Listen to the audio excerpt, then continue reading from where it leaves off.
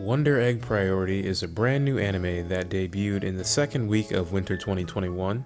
With all the absurdly popular sequels airing this season, I did not expect a new show that came from nowhere to be the thing that I'm enjoying the most. Be warned, this anime does cover very serious topics with a lighthearted undertone, but has a lot of disturbing scenes depending on your interpretation. Some internal conflicts in life are so complex that mere words are not enough to address them.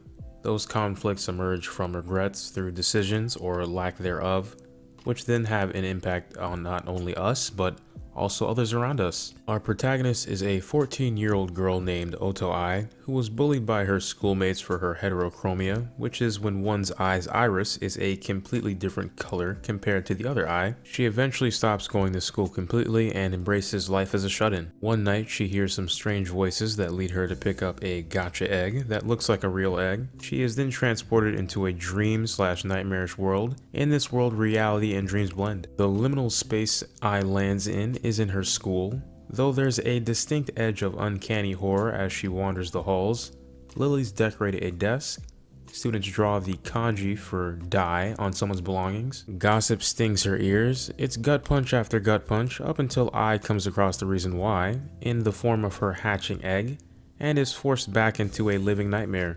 Now, this is a very brief description of the first episode, as I do very much so encourage you to check it out. The first episode leaves us with a lot of questions, namely, how will I recover from this trauma? Furthermore, how many other girls are in these eggs? Being produced by Cloverworks, a studio that needs no introduction for anime fans, Cloverworks has loads of titles under its belt, including Darling in the Franxx, The Promised Neverland, and one of my personal favorites, Rascal Does Not Dream of Bunny Girl Senpai. This is one of the most visually pleasing anime of winter 2021.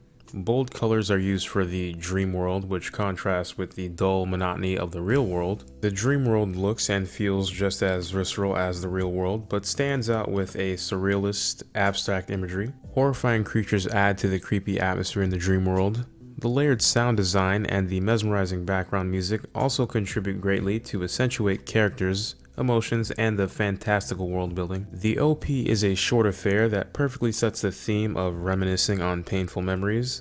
The animation of the OP combines real-world images with animated movements. The OP is somber and regretful, mirroring the message of the anime. The characters in this anime are all extremely well developed. As you slowly begin to meet more and more characters, you learn not only their personalities and tendencies, but also home life and inner sufferings as well. Each character is deep and complex. Each one could be the protagonist in their own respective anime, and each and every one would be just as interesting as the next. Each character deals with situations common in today's modern age. We have, of course, our protagonist Ai dealing with a litany of issues, the most prominent one being survivor's guilt. We have the kind but distant Neru, and the tough former idol Rika, who's become prone to self-harming for reasons we discover later in the series. And my personal favorite, Momo Sawaki, an androgynous girl who struggles with being constantly misgendered by others. If I can get to a slight spoiler for episode 4 here, Momo's dream setting is a train station where she is tasked with protecting a girl named Miwa who was sexually harassed by her father's boss. Miwa eventually reported the harassment, but her father was fired because of the incident,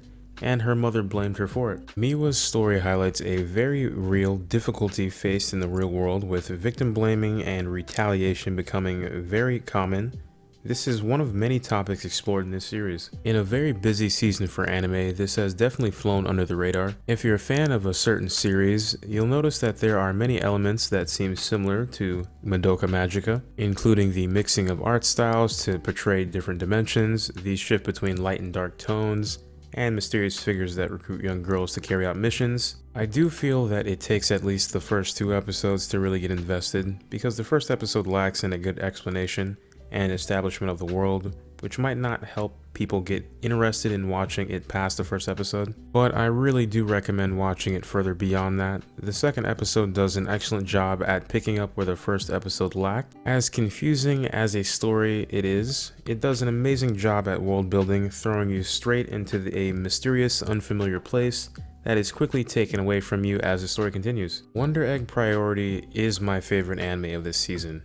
Now, it is very possible that this could take a very Darling in the Franxx turn and stumble horribly, but 7 episodes in and I'm still heavily enthralled with the story. It's a story filled with suspense and mystery. What is happening in the world? Will the girls be able to revive their statues? Personally, I think not, but who knows, we'll have to see. But this series is becoming an absolute work of art. My only concern being, with only 5 22-minute installments left, will that be enough to round out this story? We'll have to wait and see. I hope you enjoyed this video. Let me know in the comments below if you've watched Wonder Egg Priority, and who is your favorite character so far?